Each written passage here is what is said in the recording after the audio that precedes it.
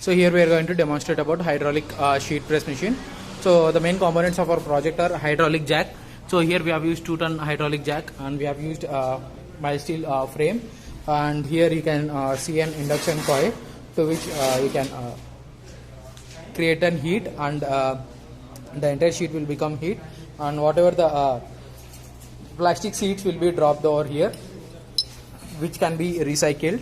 And by connecting these terminals to the handle rod, so before that you have to tight the valve of the hydraulic jack oil. Okay. Then after that you have to insert it over here to the pump. So when you press, the sheet starts to move towards the upward direction. So whatever may be the plastic sheets will be melted at this layer. So it becomes a thin layer. So this layer can be utilized for any flooring surface or else for the tiles. So like this we will be using waste plastic, and we can remove it down.